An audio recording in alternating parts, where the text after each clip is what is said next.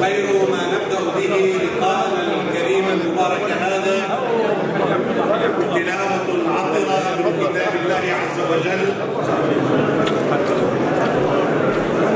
حياكم الله. السلام عليكم.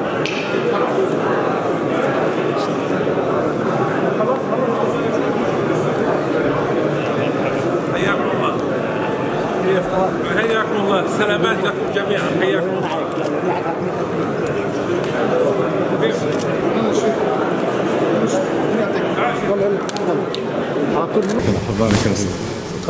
طبعا ان شاء الله. السلام عليكم ورحمة الله. قبل البدء كلام فضيلة الشيخ علي ليسوءوا وجوهكم. هذه الإساءة من أمتنا ومن أحبابنا فلتكن بالإعلام، أما نحن مهمتنا أن نسوء وجوههم بصفعها وتمريغها في التراب إن شاء الله.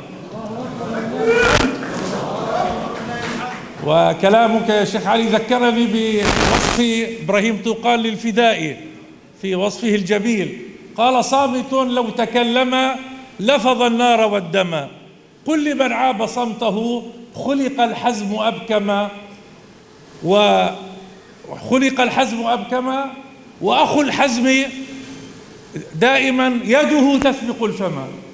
فدائما خلوا البهدلة لهم على الأرض شغلتنا، وانتوا كملوا معانا إن شاء الله. بسم الله الرحمن الرحيم. الحمد لله رب العالمين، والصلاة والسلام على حبيبنا محمد خاتم الأنبياء والمرسلين وعلى آله وصحبه أجمعين. اللهم صل وسلم وبارك على سيدنا محمد النبي الأمي وعلى آله وصحبه أجمعين. جزاك الله خير فضيلة الشيخ محمد الصغير، أنت وإخوانك الكرام فقد اجتمعتم وجمعتم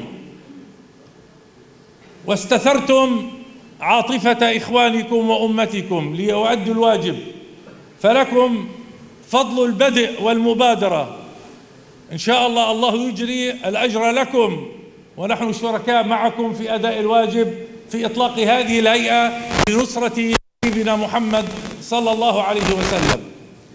وأشرف أن أكون في هذا الميدان، شرف عظيم أن نكون في شرف نصرة حبيبنا محمد صلى الله عليه وسلم.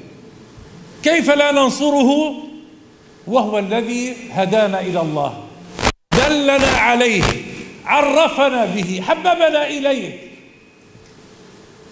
فلولا الرسول صلى الله عليه وسلم ما عرفنا الله حق معرفته إلا بمعرفة الفطرة. حبيبنا محمد وهو الذي أعطانا أغلى هدية، القرآن الكريم. كيف لا ننصره؟ وصلى الله عليه وسلم هو نبينا الذي ننتسب إليه. نحن أمة محمد، أي أمة تعتز بنفسها ولا تنصر نبيها الذي تنسب إليه؟ كيف لا ننصره وهو النبي العظيم، أعظم العظماء من بني البشر، وصاحب الفضل على الإنسانية جميعا.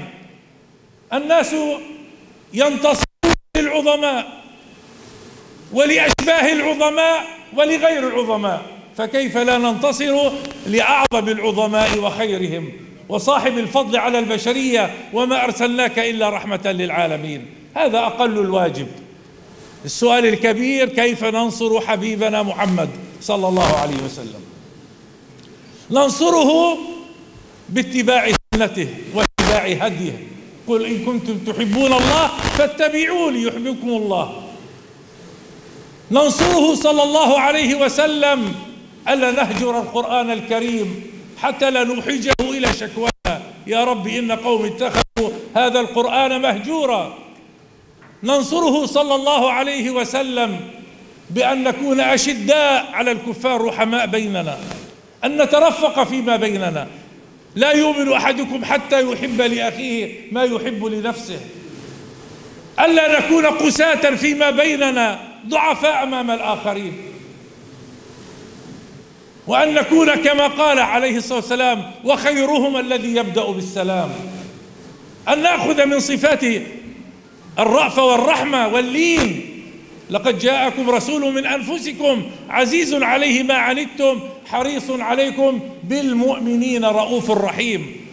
أن نكون في موقع القيادة النبوية الرحيمة التي تشفق على أتباعها، تترفق بهم. أن ننصر حبيبنا محمد بأن نعمل الشورى في حياتنا اليومية، في دولنا، في تنظيماتنا، في حركاتنا، حتى وعندما يخالفنا أتباعنا. فبما رحمة من الله لنت لهم ولو كنت فظا غليظ القلب لانفضوا من حولك فاعف عنهم واستغفر لهم وشاورهم في الأمر. في أي مقام حين خالفه بعض أصحابه في أحد. ومع ذلك كرس الشورى، أن نعمل الشورى في حياتنا ونعمق مؤسسيتنا. ننصر حبيبنا محمد بأن تكون يدنا هي العليا، أن نكون أقوياء. المؤمن القوي أحب إلى الله من المؤمن الضعيف. حين نكون أقوياء ستكون هيبتنا، وأعدوا لهم ما استطعتم من قوة نرهب بها أعداء الله حتى لا يستضعفونا فيتجرؤوا على مقدساتنا، على رموزنا. فمن أهم نصرتنا للحبيب محمد أن يكون أتباعه أقوياء حتى نحرر أرضنا وبلادنا ومقدساتنا. من أعظم نصرتنا للنبي ألا نترك مسراه ومعراجه تحت اغتصاب الصهاينة. كيف تطيب لنا الحياة ونرى هذا المكان العظيم ثالث القداسات في مساجد الأمة ونتركها تحت الاغتصاب؟